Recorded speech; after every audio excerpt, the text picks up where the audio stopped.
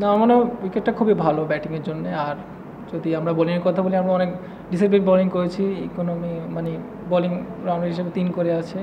So আমার মনে হয় খুব ভালো আজকের দিন হয়েছে, ভালো শেষ করছে। না, না, এটা part of the game, catch ছাড়বে। বাট আমরা চেষ্টা করি যে এটা আসলে পজিটিভ হিসাবে নেই যে চান্স আসতেছে, তো ফিল্ডাররা আরও রেডি থাকে আর কি পরেরটার জন্য। বাট অবশ্যই ভালো লাগে না আর কি যদি ক্যাচ মিস হয়, বাট সবাই চেষ্টা করতেছে।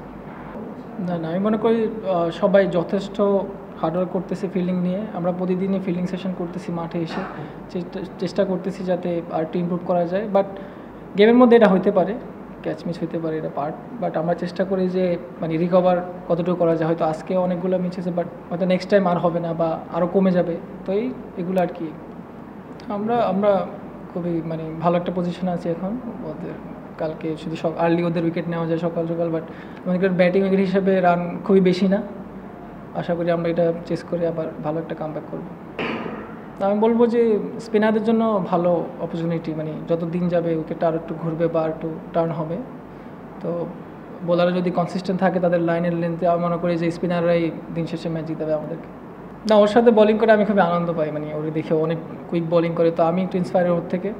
আর আমি চেষ্টা করি যে পার্টনারশিপ বোলিং করা ওর সাথে, বা ও যখন বোলিং করে ওরে আইডিয়া দেওয়া বা ওর থেকে আইডিয়া নেওয়া যে কী কন্ডিশন এখন, উইকেটের পরিস্থিতি কেমন, কোন জায়গায় বোলিং করাটা সবচেয়ে ভালো, কোন লেনটা পিক করতে হবে।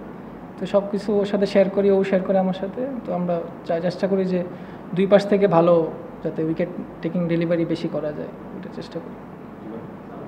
মুরাদ আমার দেখা মানে খুব ভালো একজন প্লেয়ার। ওর সাথে আমি ফার্স্ট ক্লাস অনেক ম্যাচ খেলেছি, ও চিটাং ডিভিশন হয়ে খেলে সবসময়। তো ওর ডেবিউটা আজকে খুবই ভালো হয়েছে, উইকেটও পেয়েছে, ভালো জায়গায় বল করেছে। মানে বাই দ্য টাইম ও আবার নিজেকে মানে সেট করে ফেলবে ইনশাল্লাহ। না, ওনারা মানে ব্যথা পাওয়ার পরে যে কামব্যাক করেছে, আবার ফিরে আসছে তাড়াতাড়ি মানে বোলিং করার জন্য, মানে টিমের জন্য ওনারা যে কামব্যাক করেছে, এটা আসলে মানে অনেক বড় একটা জিনিস আমাদের জন্য। বা জুনিয়ররা যারা দেখতেছে ওরাও এটার থেকে অনেক কিছু শিখবে যে আসলে একজন বলার ইনজুরি হওয়ার পরও সে টিমের জন্য আবার ভিতরে আসতেছে বোলিং করার জন্য। তো এটা খুব ইন্সপায়ারিং। আর আমার কাছে মনে হয় এটা ওনাদের থেকে এটা আশা করা যায় সিনিয়র ক্রিকেটার হিসাবে। 300 আই থিঙ্ক ব্যাটিং উইকেট হিসাবে 300 রান খুবই মানে বেশি বলবো না আমি। বাট আমরা চেষ্টা করতেছি যাতে আরও কম রাখা যায়, ইকোনমিক্যাল বোলিং করা যায়। এখন আপনি দেখেন 103 করে আছে, সো এটা ব্যাটিং উইকেটে এটা হবেই স্বাভাবিক।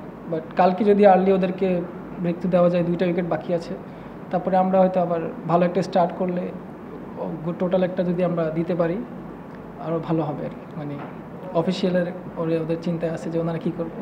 আমরা প্লেয়াররা এনজয় করতেছি ওনার সাথে, উনি ওনার বেস্টটা দিচ্ছেন। বাট আমি আশা করি যে কন্টিনিউ করবে উনি। অল্প মানে বেশি না, বাট আমাদের কাছে আমরা যেটা করি যে মানে এইসব উইকেটে আমাদের কনসিস্টেন্সি যাতে আর একটু বেশি থাকে ফ্ল্যাট উইকেটগুলোতে। তো মানে ওইটার দিকে ফোকাস থাকে যাতে ভালো জায়গায় বল করি সব সময়, মানে টিমের জন্য কন্ট্রিবিউট থাকে যে যতটুকু ইকোনমিক্যাল বোলিং করা যায়, ওইটাই আর কি আমাদের মেইন ফোকাস থাকে যদি এরকম পিচ থাকে।